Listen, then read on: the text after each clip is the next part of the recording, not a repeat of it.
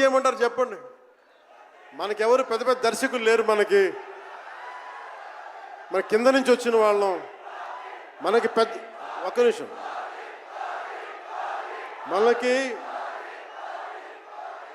మన సినిమాలని చెప్తున్నా, ఓజీ సంతోషం, ఇది వీరా, మీకు ఈ సినిమా గురించి చెప్తాను మీకు. అంటే మనకి దర్శకులు ఎవరు లేరు. నన్ను అందరూ కూడా ఈ రీమేక్ చేస్తే వీడితో పని అయిపోతే డబ్బులు వస్తాయి, వీడికి రీమేక్ చేస్తే డబ్బులు వస్తాయి. మధ్యలో నేను చేసిన పాపం వల్ల ఒక ఫ్లాప్ తీసాను అంతే. ఆ ఫ్లాప్ తర్వాత నా గ్రిప్ రాలే మళ్ళీ ఫిల్మ్ ఇండస్ట్రీలో. మళ్ళీ నాకు నిలబడింది ఒక త్రివిక్రమ్ శ్రీనివాస్ నిలబడ్డాడు నా కోసం. ఆయన ఎవరో కూడా తెలియదు నాకు. ఎవరన్నా సక్సెస్లో వెతుక్కొని వస్తారు, అపజయాల్లో వెతుక్కొని వచ్చిన నా మిత్రుడు, ఆత్మ బంధువు త్రివిక్రమ్ శ్రీనివాస్ వచ్చి అప్పుడు జలసా తీశారు. కష్టాల్లో ఉన్నప్పుడు లేదు, అడ్వర్సిటీ రివీల్స్ ట్రూ క్యారెక్టర్ అంటారు. కష్టాల్లో ఉన్నవాడే వచ్చినప్పుడు స్నేహితుడు. అలాంటి స్నేహితుడు నాకు భగవంతుడు త్రివిక్రమ్ శ్రీనివాస్ ద్వారా వచ్చాడు. అలాగే ఎందుకు రీమేక్స్ చేశాను మీకు ఉంటుంది కదా. నా పార్టీని ఎవడు నడుపుతాడు?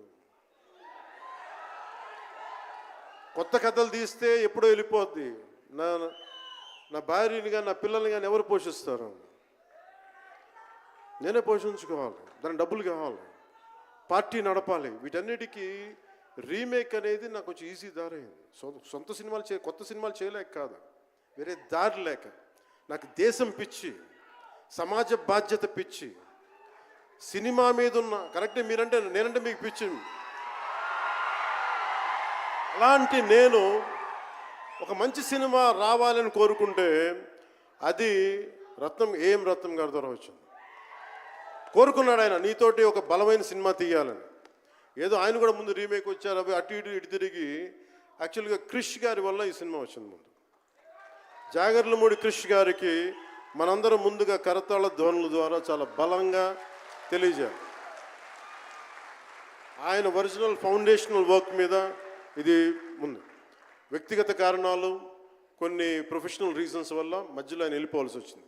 ఈ సినిమాకి 2 కరోనా ఇది వచ్చినాయి, 2 కరోనా వేవ్స్ కొట్టినాయి. దాని మధ్యలో నలిగిపోయింది సినిమా. అలాంటి సమయంలో ఒక ఆస్కర్ విన్నర్ ఎక్కడో మనం ఆంధ్రప్రదేశ్లో చిన్న బడ్జెట్లో సినిమా తీస్తే మన బడ్జెట్స్ ఎంత ఉంటాయి? 10 కోట్లు 15. అలాంటి సినిమాల నుంచి సంగీత దర్శకత్వం వహించి మనం పెట్టే నాటు నాటు నాటు అనే పాట ప్రపంచమంతా ఉర్రూతో లూగిస్తుంది అనేది తెలియజేశారు కీరవాణి గారు.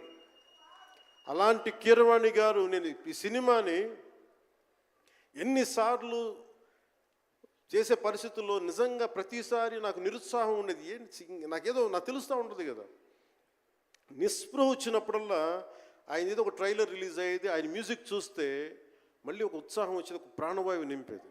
సార్, ఈ సినిమాకి ఈ రోజున ఇంత బలంగా ఆత్మవిశ్వాసంతో ఉన్నామంటే you are the hero sir. You are the true hero sir for us. Without Keeravaniji's music this is not Harihara Veeramallu. ఈరోజు హరిహర వీరమల్ బలంగా ఉంది అంటే it's only the dedication and the kind of effort he has put into the film is truly commendable and truly admirable, sir. We are truly, truly grateful to you, sir.